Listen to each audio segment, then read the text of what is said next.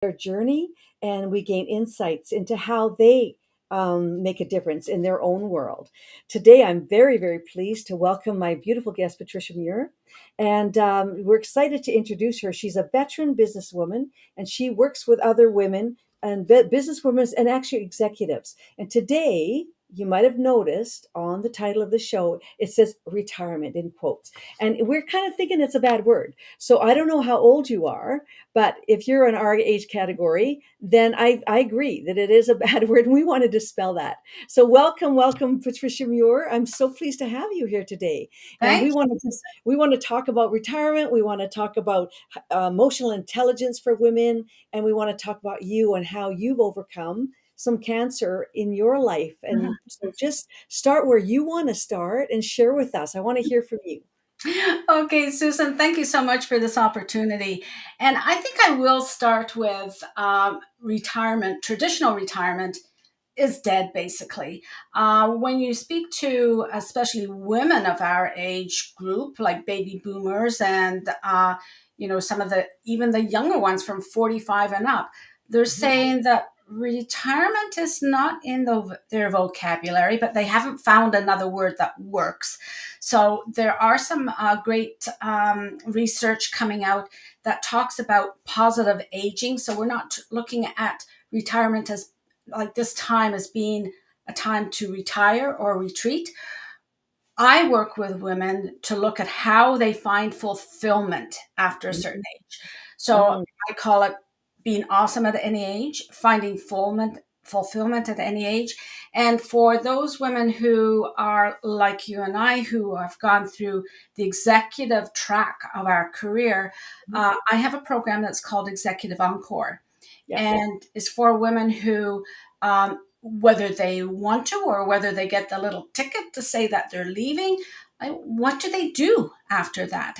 What do they do after they're no longer seen, their status is seen as an executive anymore? They want something that's more fulfilling. So this is where emotional intelligence comes into.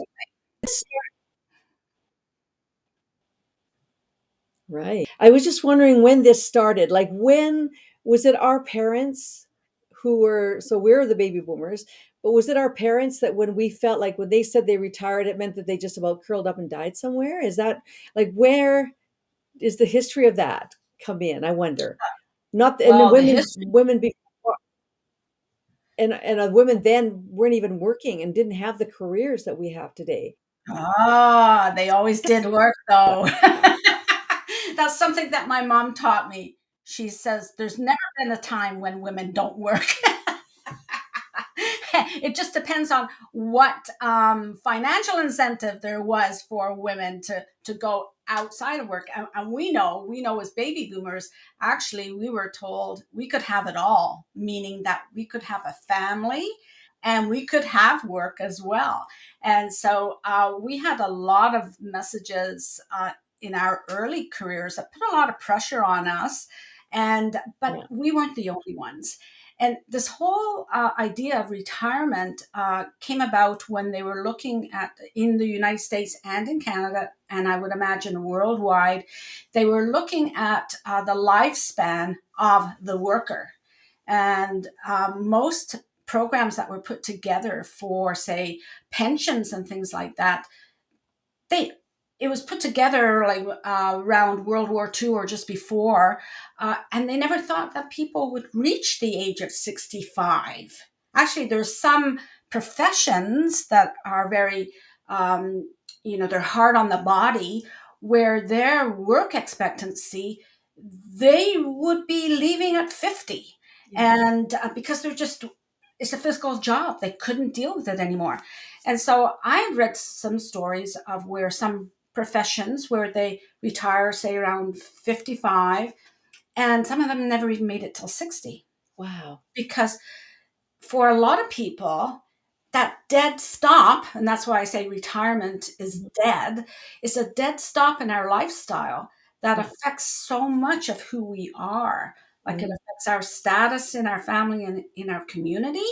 We're seen a certain way. It also affects our physical engagement. Like, if you just retire and then sit on the couch or sit in a rocking chair, of course you're going to seize up, right? And also emotionally, because we're here to engage. We're here to engage socially, like some of us more than others. But it's still, those relationships are really important. So some people that I know, that when I was younger, when they retired, they didn't live a year. They were gone after a year because they did not want to retire, but they were forced to retire. And We don't maybe, have forced retirement anymore, thank goodness. no, maybe they didn't have the meaning in life. Like maybe they felt that where their work was all the meaning in life that was afforded them. Yes.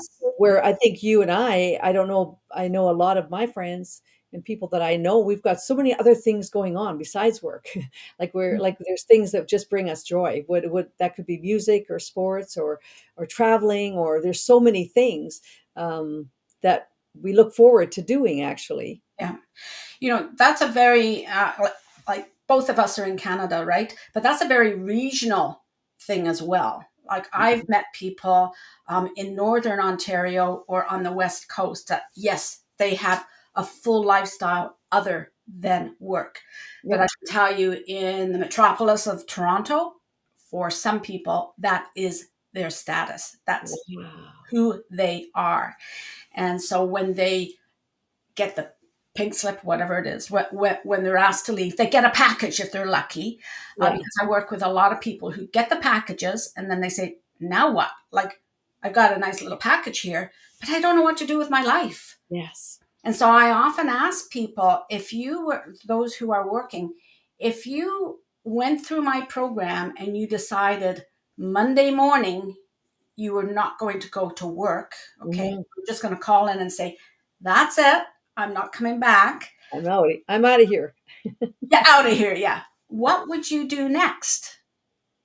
And a lot of people say, oh, well, I have lots to do. But we have to look at, is that sustainable? Not just over the honeymoon period of that time after work. Hmm. It's also that period, 5 years, 10 years, 15 years, because we're looking at lifespans now that go way beyond 65. Yeah. If we are in our 50s, for your guests who are in their 50s, you could be looking at another 30 plus years of your life if Oh, you at least I work. just came back from a funeral and he was 97. Yeah. So I mean, that's reality. I mean, that's and Mm-hmm. if you're healthy, if you're fortunate enough to be healthy and you have, your body and your mind is where you can still do things. Mm-hmm. It's not like we just kind of curl up and do nothing. No, Yes. no. I think we have to uh, just get that point across to people. I think people are getting the idea now that we're here, now that we're seeing what people are doing around us. Mm-hmm. But you came through a tough time. So tell me what brought you to this decision to provide women and business and entrepreneurial women over 60, kind of these other options. So, Mm-hmm.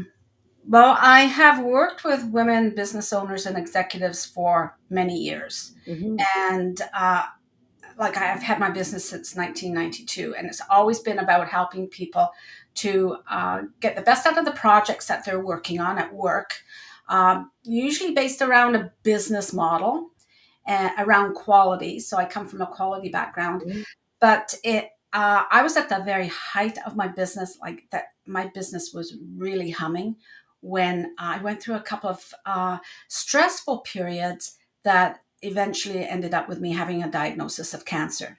mm. So I was as the doctor said, I was a very young 62-year-old. That was nice to see in the report. And I showed it to my own doctor. I said, see what they said? I'm a very young 62-year-old. That's awesome.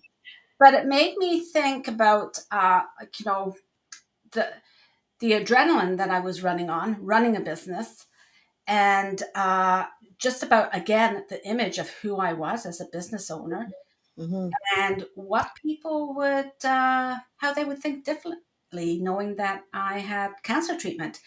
And mhm. so to this day, some of my clients do not know I went through cancer treatment Oh, because I sorry. was I was fortunate. Oh, that's okay. It's out in the world now, but Okay. they are clients from the past anyway.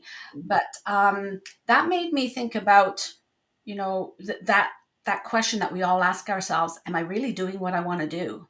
Exactly. So my question was I really working with the clients I wanted to work with? And I thought, no, I need to make some changes. So Okay. I made the total shift over to women owned businesses, working with them. Hmm. COVID also helped with that, because the other thing was is I did not want to be going on site anymore. I did not want to be traveling anymore. Mm. So COVID allowed me to make a statement about I can do this remotely. I enjoy it remotely, and most of my clients enjoy working remotely as well, right?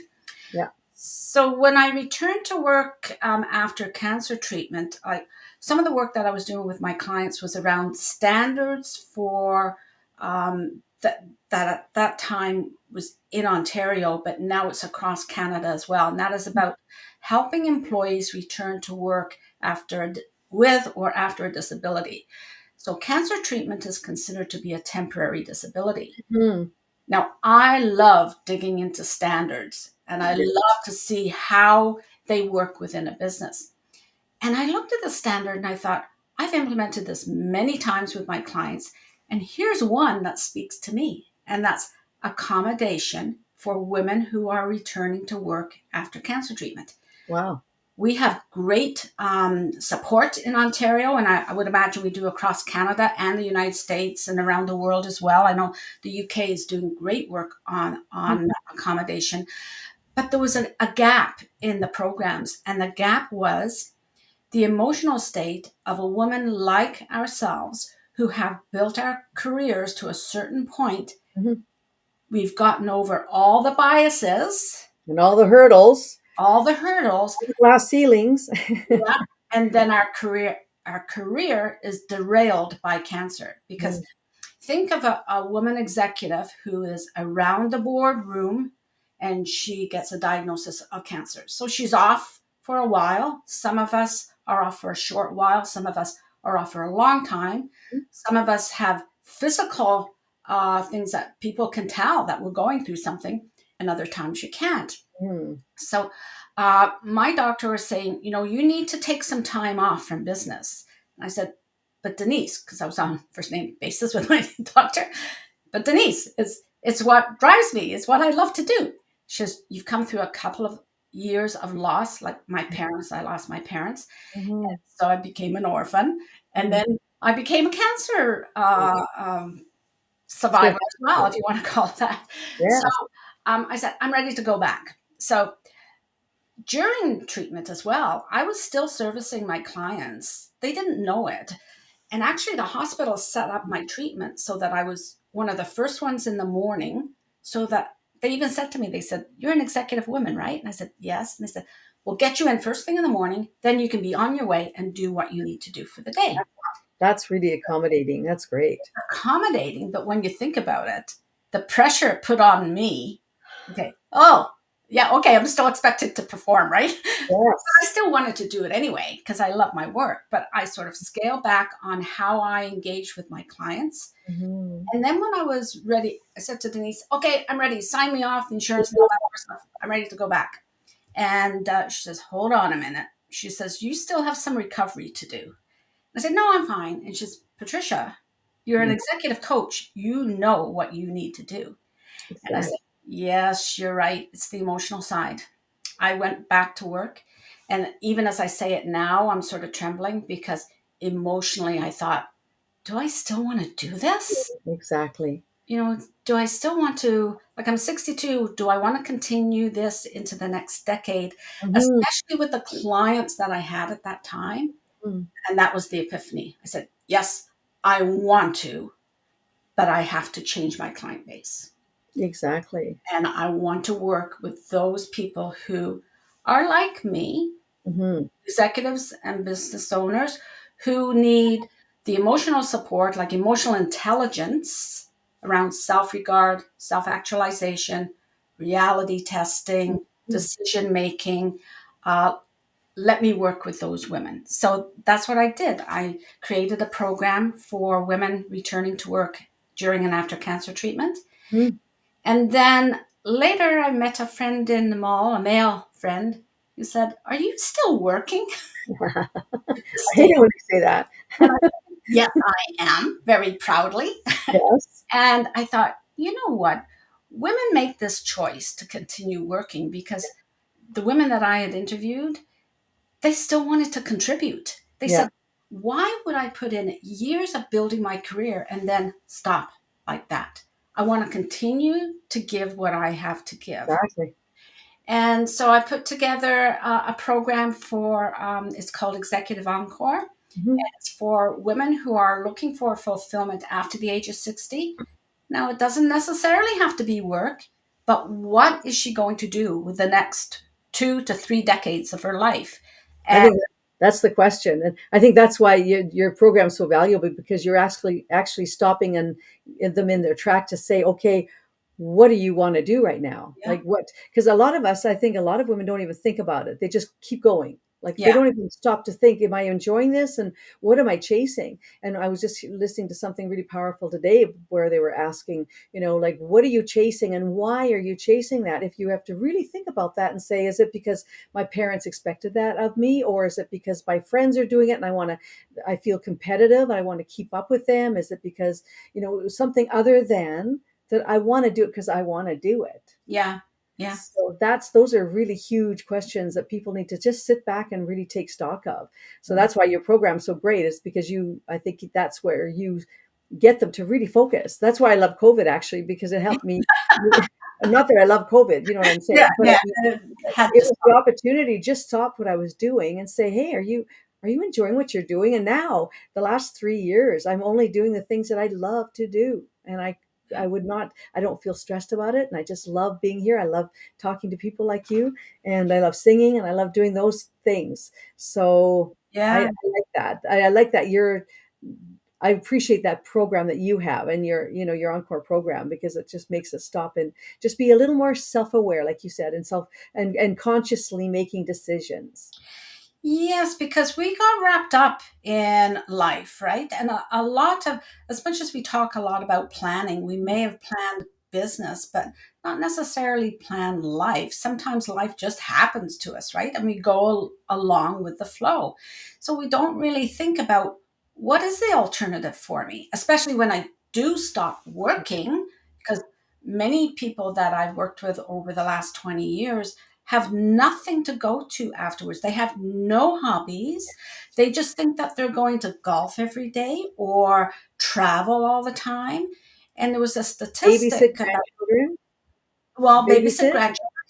Well, what if you don't have grandchildren? I don't have grandchildren. So, and even when that could have been an option for me, I more or less gave my son notice that I would not be a babysitter, right? That I want to look at the things that and not that I don't enjoy babies. In fact, when I see one, because I don't have grandchildren, they just overwhelm me with joy, right? And they're awesome. Yes. So it's not that I'm negative about those things, but it's not something No, I of would course say, right? So yeah, not. Right. but Well, this is often cool. we don't know what we want, and so like you said, COVID sort of stopped us. Cancer stopped me, Mhm. and hopefully other people don't have to have that experience of something that forces them to think about it. They can Exactly. start to think about it now. Exactly.